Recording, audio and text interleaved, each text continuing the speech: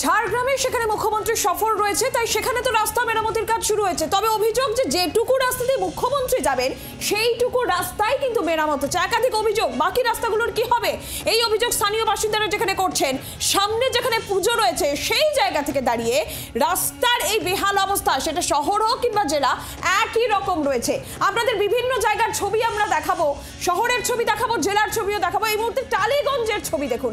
এই হচ্ছে টালিগঞ্জের রাস্তা, খানাখন্দে ভরা রাস্তা, বড় বড় গর্ত, তার মধ্যে জমা জল, আর এর উপর দিয়ে চলছে যাতায়াত। একেবারে ঝুঁকি নিয়ে এই যাতায়াত চলছে। টালিগঞ্জের পর ছবি দেখাবো এবার বেহালার। সেখানেও রাস্তার হাল বেহাল। বেহালার রাস্তার এই অবস্থা দেখুন, যে ছবি আপনারা দেখতে পাচ্ছেন, এই অবস্থা বেহালার রাস্তা। একদমই নীলাঞ্জনা। আর এবার ফোর্ট উইলিয়ামের ছবি আপনাদের দেখাবো। সেই ফোর্ট উইলিয়াম সংলগ্ন রাস্তা, সেই রাস্তারও একেবারে বেহাল দশা। দেখাবো আপনাদের ফোর্ট উইলিয়ামের রাস্তার ছবি।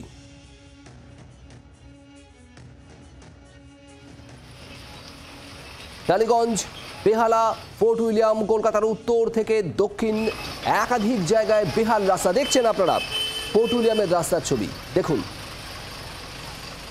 একেবারে খানাখন্দে ভরা রাস্তা। আর এবার বড় বাজারের ছবি আপনাদের দেখাচ্ছি।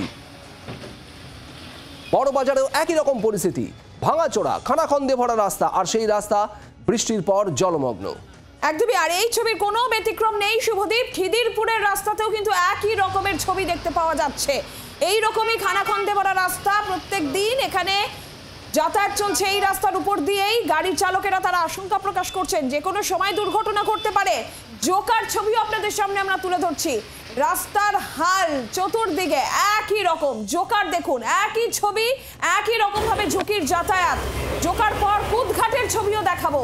ছবির কোনো পার্থক্য নেই। কাদায় ভরা রাস্তা, এই রকম রাস্তা, এই রাস্তার উপর দিয়ে যাতায়াত চলছে। তারাতলার ছবি দেখুন, খানাখন্দে ভরা রাস্তা, গর্তে ভরা রাস্তার উপর দিয়ে প্রত্যেক দিনের যাতায়াত। কি বলছেন তারাতলার বাসিন্দারা, শুনবো। আমরা যা গাড়ি চালাচ্ছি, আমাদের গাড়ি অর্ধেক ভেঙে চুরে তো সর্বনাশ হয়ে যাচ্ছে। রাস্তার যা হাল কবে ঠিক হবে তাও জানি না। তবে আমরা চাইছি যত তাড়াতাড়ি রাস্তাটা ভালো হয়। প্যাসেঞ্জারের প্রাণ আমাদের হাতে, আমাদের প্রাণ তো আর কি বলবো রাস্তার হাতে।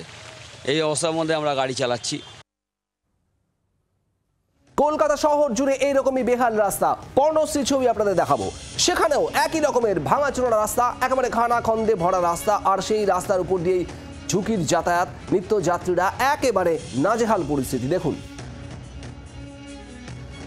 বেহালা পর্ণশ্রীর বাসিন্দারা, ভুক্তভোগী বাসিন্দা, নিত্যযাত্রী, কি বলছেন তারা শোনাবো। এটা ডেলি জিনিস হয়ে গেছে। রাস্তায় যদি এই রাস্তায় যারা 10-15 বছর আছে তারা বুঝতে পারবে এই রাস্তাটার কি অবস্থা হচ্ছে। একটা পেশেন্ট মানুষ নিয়ে যাচ্ছে, তারা হ্যারাস হয়ে এখান দিয়ে রাস্তা দিয়ে যাচ্ছে। এই গাড্ডাতে গাড়ি যে যাওয়া আসা করছে সবসময়, প্রত্যেক দিন। হ্যাঁ, প্রত্যেক দিন। এই মাথা দিয়ে রামপুর একদম পুরো এলবেস্টার মোড় অব্দি পুরো রাস্তা খারাপ। মানে একটা বড় লরি যাচ্ছে, মানে কোন টাইমে আমার গায়ের উপরে পড়ে যাবে এরকম অবস্থা।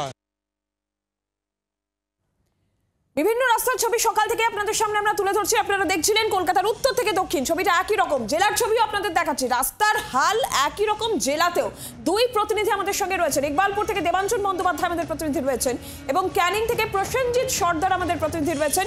সরাসরি আমি প্রথমে দেবাঞ্জনের কাছে যাই। দেবাঞ্জন, সকাল থেকে বিভিন্ন জায়গার রাস্তার ছবি তুমি তুলে ধরছো, কখনো পর্ণশ্রী, তারাতলা, ইকবালপুরে এখন রয়েছে। কি দেখছো ইকবালপুরে, কি অবস্থা রাস্তা?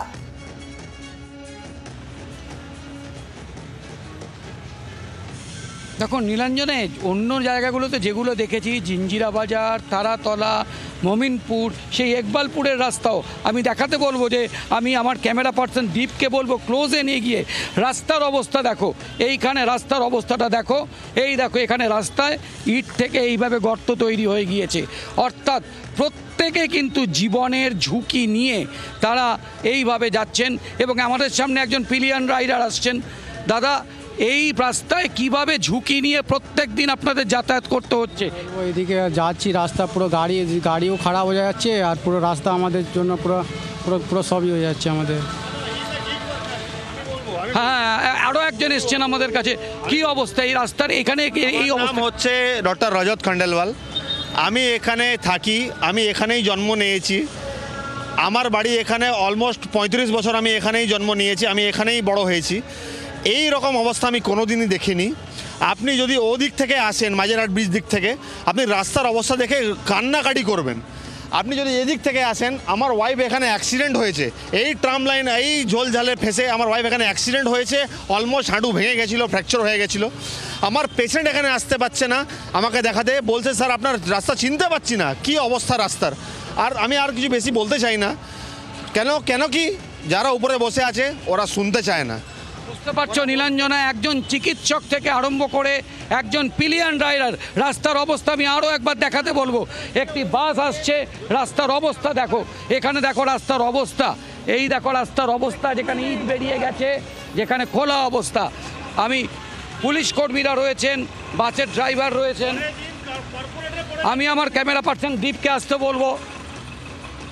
কিভাবে ঝুঁকি নিয়ে প্রত্যেক দিন বাস চালাতে? ঝুঁকির থেকে বড় কথা স্যার, মালিকরা বাচ্চিস পাচ্ছে না, এত গাড়ির ক্ষতি হচ্ছে, মেনটেন্স খরচা বেড়ে যাচ্ছে।